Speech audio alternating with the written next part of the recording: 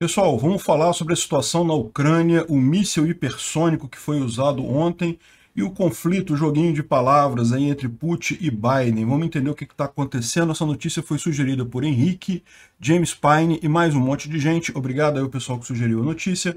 Obrigado a você que está assistindo o nosso vídeo. Se você gosta do nosso conteúdo, por favor, deixe o seu like, se inscreva aqui no canal, né? Pois bem, como vocês podem ver, de novo a gente está na mesma situação, as tropas russas não conseguem avançar em lugar algum. Aqui elas estavam fazendo um caminho para tentar pegar Kryvyi Rih, mas foram paradas por tropas ucranianas aqui. Tem uma linha de combate bem definida nesse local aqui, em Mykolaiv também. Lógico, aqui na região nordeste também toda. Enfim, e continua o cerco a Mariupol, né?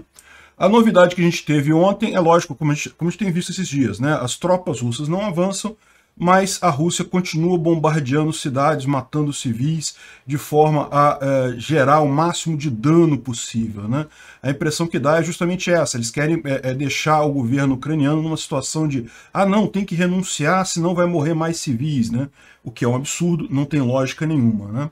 Enfim, ontem houve então um fato surpreendente, um fato novo nessa guerra, que foi um uso de mísseis hipersônicos, né? Foi nessa região aqui de Deliatin, a região de Deliatin, aqui no oeste da Ucrânia, né? Então a Rússia disse que foi um míssil hipersônico, parece que os Estados Unidos confirmou que foi um míssil hipersônico que foi disparado, um míssil do tipo Kinzhal, míssil hipersônico Kinzhal, e o objetivo era destruir um depósito de mísseis e munições ali em Deliatin, né? Só que, bom, a Ucrânia, lógico, não confirmou se houve mortes ou algum dano.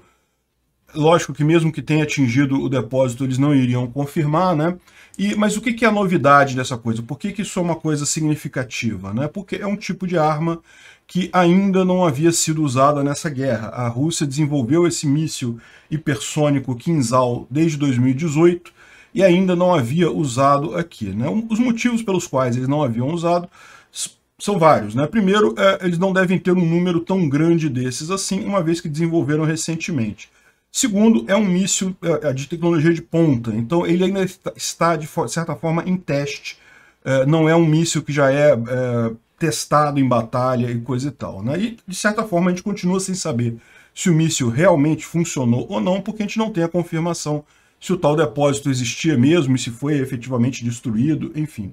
O fato é, o que é um míssil hipersônico, né? Um míssil que viaja muito mais do que a velocidade do som. Isso torna esse míssil muito difícil de ser detectado, porque ele passa muito rápido, e de ser abatido também, né? Hoje em dia você tem vários sistemas do tipo Iron Dome lá de Israel, que o que acontece com os mísseis chamados balísticos, né? Ele é lançado de um lugar, ele faz uma trajetória, e então você pode calcular essa trajetória dele, e daí aquele outro país lança um míssil mais rápido para interceptar aquele míssil no ar e destruir isso. Isso virou coisa usual hoje em dia.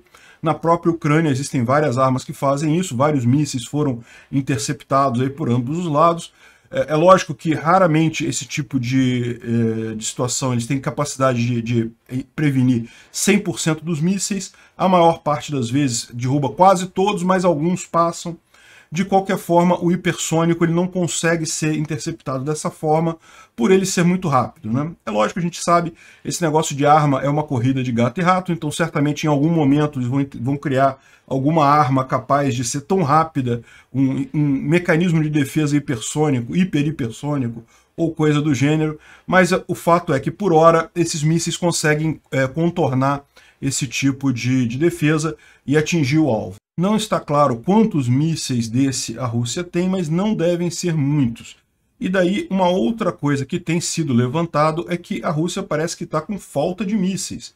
Eles usaram um monte de mísseis, têm bombardeado várias cidades lá na Ucrânia, e o fato é, a gente já explicou aqui, ninguém na Rússia esperava uma guerra durando tanto tempo, de forma que eles estão com dificuldade de reabastecer os mísseis. Então pode ser que eles tenham usado esse míssil que é meio novo, que não foi testado ainda, que é muito caro e não sei o que lá, justamente numa situação de, olha, não tem outra coisa, se não usarmos esse, não vamos ter outros mísseis para fazer esse tipo de ataque, né? É lógico, as fábricas na Rússia já estão produzindo a força total, coisa e tal, mas lembra, eles têm agora a restrição de chips. Isso significa que muito em breve eles vão ter dificuldade realmente de refazer as munições lá na Rússia, né?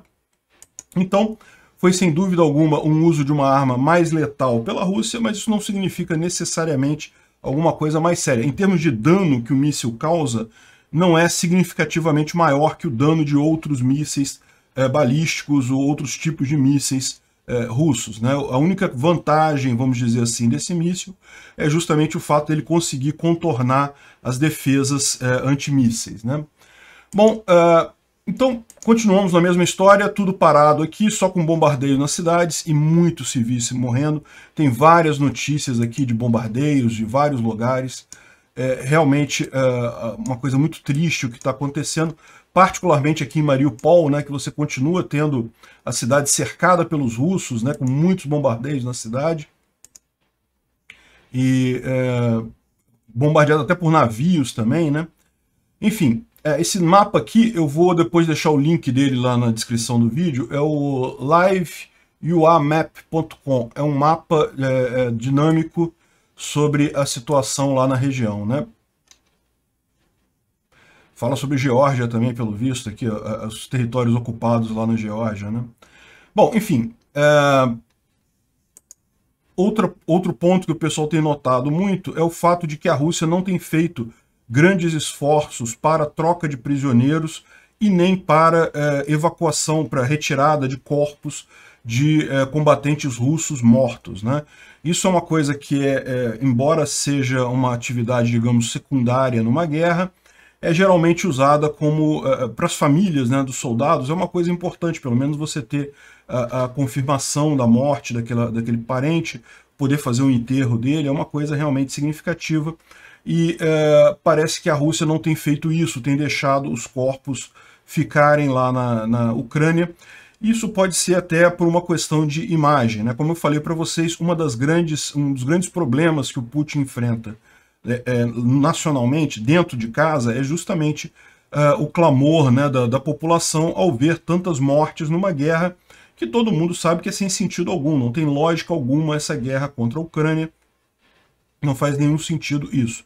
Então, ou seja, a gente falou aqui da questão dos conscritos, né, dos recrutas que foram enviados, muitos morreram, muitos acabaram sendo capturados pelos ucranianos, e o que acaba acontecendo com isso é que cria-se uma legião de pessoas na Rússia que perdeu parentes nessa guerra, e quando você perde um parente numa guerra definida, você pode até entender, é lógico, é uma crueldade de qualquer forma, todo mundo vai ter luto, mas é muito diferente a situação, né? Por exemplo, quando os pais de um soldado ucraniano enterram seu filho, evidentemente eles sabem que o filho estava defendendo, ele tinha um propósito para estar ali. Morreu, é muito triste. Ele tinha o propósito de defender as propriedades privadas das pessoas na Rússia, né? Não vou nem falar sobre governo e coisa e tal. As pessoas, a Rússia está invadindo, ela não vai deixar, vai matar quem quiser, vai expulsar quem quiser, vai destruir o que tiver no caminho. Se você não lutar contra isso, você vai estar entregando a sua propriedade privada. Então, pelo menos morreram em algo que faz sentido. Por outro lado, do lado dos russos, não tem lógica nenhuma, porque essa conquista que eles estão fazendo é uma conquista ilegítima, eles não vão conseguir manter essa terra de qualquer forma, isso vai ser retomado. Então, ou seja, é uma agressão sem lógica nenhuma. E você perder um filho numa agressão que não faz sentido é muito pior. E isso é um problema que o Putin está enfrentando lá na Rússia muito sério, né? Tanto os conscritos como também os soldados regulares. Evidentemente, todo mundo tem família, e está crescendo esse sentimento na Rússia de caramba, quantos jovens que a gente está mandando para morrer por um negócio que a gente não quer, na verdade, que não faz sentido nenhum, né? Enfim, por esse motivo, o Putin tem evitado esse tipo de repatriação, né? Trazer feridos, trazer mortos de lá. Eu não posso continuar mostrando a reportagem aqui, porque tem algumas imagens de corpos de soldados russos e no YouTube o pessoal não gosta, né? Mas, enfim, aqui tem uma série de estatísticas e coisa e tal, mas isso já é um problema para o Putin lá, tá? Já tem muitos pais reclamando disso, já está crescendo esse sentimento contra essa idiotice, né? E Putin continua com a sua visão paranoica lá no Kremlin, né? A gente falou sobre isso. Ele já tinha mandado prender alguns diretores do FSB e agora ele mandou prender o chefe da Rosgvardia. Rosgvardia é um destacamento, a Russian National Guard, que foi estabelecida pelo Putin em 2016. Então é tipo uma guarda nacional russa. E essa guarda ela foi particularmente catastrófica na invasão da Ucrânia. Foram mandadas 2 colunas enormes de combatentes dessa guarda para lá e as 2 foram dizimadas pelos ucranianos. Então, isso é uma coisa que é até uma curiosidade, né? Que mais uma vez o Putin retomando coisas da época do Stalin. O Stalin fazia muito isso. Ele confundia derrota com traição. Então, ele está acusando esse diretor da Rosgvardia de ter entregue as posições da sua coluna para os ucranianos e por isso ter dizimado todos os seus soldados. Eu não conheço esse cara, o nome dele é Roman Gavrilov. Eu não conheço o cara, pode ser que ele tenha realmente traído a pátria dele, entregue a posição, me parece pouco provável. Ele estava mandando os próprios soldados para a morte, né? Não me parece uma coisa razoável. Agora, o que acontece nesse caso é justamente isso. É o que acontecia na época do Stalin também. O líder, como ele é muito isolado lá em cima, ele fica sem saber, certamente paranoico, né? O Putin claramente tem transtornos paranoicos, dá para ver pelas mesas enormes lá, aquele negócio de se distanciar e coisa e tal. Ele confunde a derrota com a traição, ou seja, ele não sabe se o cara perdeu, realmente, a Ucrânia, né, conseguiu a posição dele de alguma outra forma, e foi lá e conseguiu destruir as colunas. Não é, aliás, só para deixar claro, tá? Não é o único fracasso russo lá, não. Tem vários batalhões, vários regimentos que foram para lá e que o pessoal conseguiu destruir completamente, a Ucrânia conseguiu destruir completamente, porque é aquele negócio, todo mundo sabe, numa guerra é muito mais difícil você atacar do que você defender. O defensor ele tem a vantagem do terreno, né? Então, não tenha dúvida que muita divisão, muito pelotão, muita guarnição russa foi destruído completamente. E essa guarda, particularmente, teve esse problema, né? E daí, o cara foi preso, e não é a primeira vez que isso acontece, já houve outros generais presos, vários generais na guerra já foram substituídos pelo Putin, sem contar aqueles que foram mortos pela Ucrânia, né? É lógico, como eu falei para vocês, a Rússia tem um exército enorme, então tem um monte de general ainda, não vai faltar general nesse caso, e eles podem até promover o pessoal de baixo para virar general, então não vai ser por falta de general que vai acabar essa guerra. Mas, lembra, você trocar o general é trocar o comando de uma empresa. Isso é sempre algo traumático, isso é sempre algo que muda o direcionamento, que tende a ver a coisa de uma forma diferente. Aliás, é por isso que se troca o general. Se você trocar o general para ele fazer exatamente a mesma coisa que o anterior estava fazendo, não tem lógica nenhuma, né? Então, essa notícia aqui explica um pouco de como é que está o clima lá na Rússia, né? Claramente, é engraçado que você ainda vê que por aqui no Brasil, alguns comentaristas, especialistas e coisa, todos de esquerda, todo mundo favorável à Rússia, é impressionante. Falando que não, que isso daí é uma mudança de estratégia, mas a Rússia está fazendo uma mudança de estratégia, não sei o que lá, e deve ganhar a guerra e coisa e tal. Uma coisa clara que eu falei aqui no primeiro dia, olha, tá dando errado esse troço, e tá dando errado, tá mais do que claro para todo mundo que tá dando errado. Se não tivesse dando errado, o Putin não estava desesperado trocando general, prendendo gente dentro da própria cúpula das Forças Armadas, do Serviço Secreto, não estaria fazendo isso. É evidente que tá dando errado, isso mostra o problema do lado deles lá, né? E, bom, é lógico, isso daqui não é o único problema, né? A autoridade chinesa aqui diz que as sanções já estão cada vez mais ultrajantes, e sim, a cada dia surgem mais sanções contra a Rússia. A situação vai num crescente, né? E é o ideal que seja isso mesmo, para justamente evitar esse tipo de...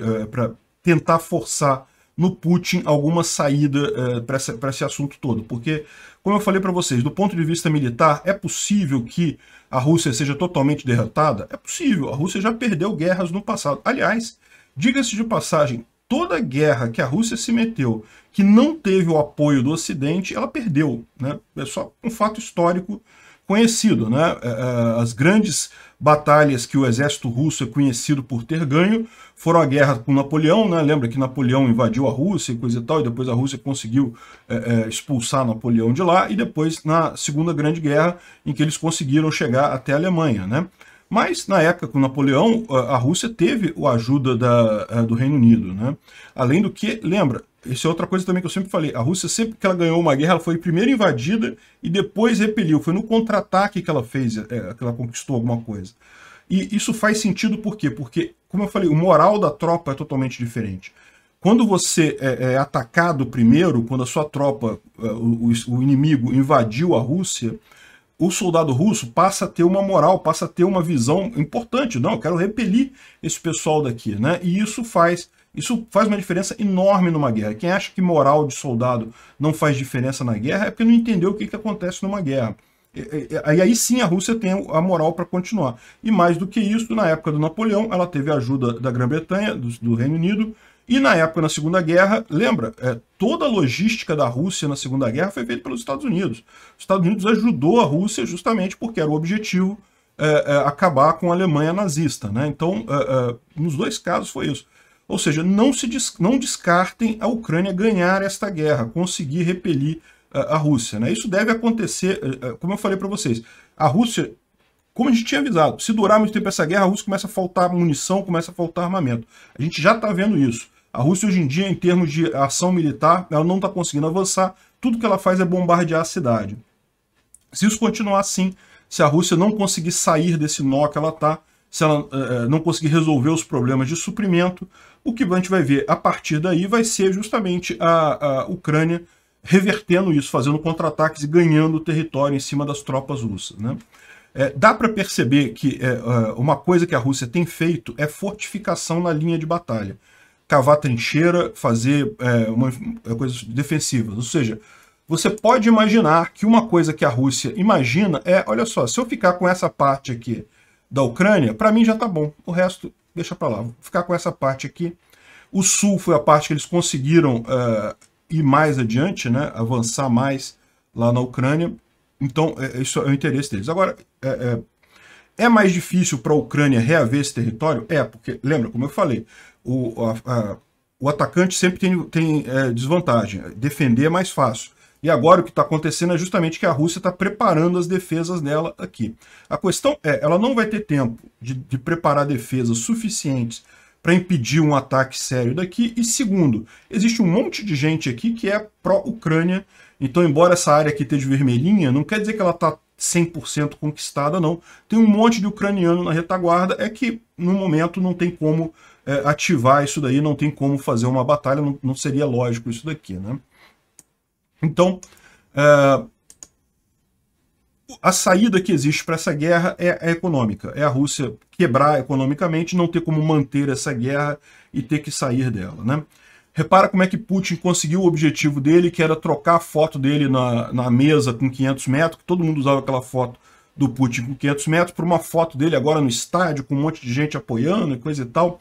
Era o objetivo dele, né? A imprensa nacional socialista já está ajudando Putin. Mas é isso daí.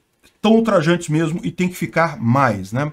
Agora, um ponto curioso sobre a propaganda russa também, e é uma coisa que me parece muito estranha, é esse clipe que eles pegaram do Biden, antigão, sobre ele bombardear Belgrado e coisa e tal, que ele mandava bombardear Belgrado. Ele fala, não, que os Estados Unidos e a OTAN bombearam a Iugoslávia e não sei o que lá, isso aí foi em 80... Quando isso, gente? Foi em 99, né? 1999, foi na Guerra da Sérvia lá, já não era Iugoslávia mais, já tinha um monte de país ali, e a OTAN bombardeou algumas coisas lá assim, e o pessoal falou, não, tá vendo, é a mesma coisa, não sei o que lá. Isso é que me deixa estranho, que eu acho estranho, porque, olha só, se tem uma pessoa que foi extremamente beneficiada por essa guerra do Putin, foi o Biden, não tenho dúvida nenhuma. Politicamente, o Biden se beneficiou de forma enorme. Se eu não achasse impossível isso, por ser conspiracionista demais, eu diria que o Biden pagou para o Putin invadir a Ucrânia. O Biden estava numa situação de queda de popularidade lá nos Estados Unidos, praticamente certo os republicanos retomarem a Câmara e o Senado nessas eleições de midterm que vão ter agora, e agora ele ganhou não apenas uma força muito grande, porque quando está em guerra você cria um sentimento de união nacional com o presidente, então o Biden ganhou algum fôlego com isso, mas mais do que isso, Lembra aquela narrativa toda dos Estados Unidos, de que Trump é um agente russo e que tinha ligações com a Rússia e não sei o que lá, não sei o que lá? Essa história nunca foi provada, nunca teve nada de mais substancial ali, mas agora eles podem usar isso politicamente. Olha só, um monte de republicanos têm ligações com a Rússia e não sei o que lá, e podem mudar o resultado das eleições do midterm agora. É impressionante o quanto a Rússia ajudou o Biden com essa guerra. O Biden foi muito mais beneficiado do que o Putin, do que qualquer um na Rússia. Então, é muito curioso, justamente você vê a inteligência russa, né, a propaganda russa, botando esse clipe do Biden e coisa e tal, falando, olha só, ele é mauzão e coisa e tal. E aí lembrando que também o consulado da China foi bombardeado na República da Iugoslávia e naquela época, e não sei o que lá. Olha a situação. Como é curioso esse negócio, né? Parece mesmo um jogo de espelhos, né? Olha para cá, não olha para lá, e coisa e tal. É lógico, uma coisa não muda a outra, é o que eu falo, muita gente fala assim, ah, não, a Rússia está invadindo, ah, mas os Estados Unidos invadiu também. Isso os Estados Unidos estava errado também, não deveria ter invadido o Afeganistão, não deveria ter invadido o Iraque. Falei isso todas as vezes que eu tratei desses assuntos. Foi um erro invadir esses países, não deveria ter feito, foi violência. Agora, ah não, então como os Estados Unidos invadiu, então a gente pode invadir também? Não, não pode, está errado também. Uma coisa não justifica a outra. Ah, o bombardeio de Belgrado foi horrível? Foi terrível. Os Estados Unidos não deveria ter feito isso. Deveriam pagar por esse crime também. Isso justifica a Rússia invadir a Ucrânia? Não, não justifica de forma alguma. Agora, é aquilo que eu falo, além disso, você vê tanto essa jogada de colocarem o Biden em uma posição assim de destaque nessa guerra, eu fico me perguntando realmente se não tem alguma ligação por trás do Biden com a Rússia, né? Será? Obrigado por assistir o vídeo até o final. Além de curtir, compartilhar e se inscrever no canal, considere se tornar patrocinador com valores a partir de R$ 1,99. Clique no botão Seja Membro abaixo para saber as condições e vantagens de patrocinar o canal. Mais informações sobre o nosso projeto, visite nossos sites indicados na tela.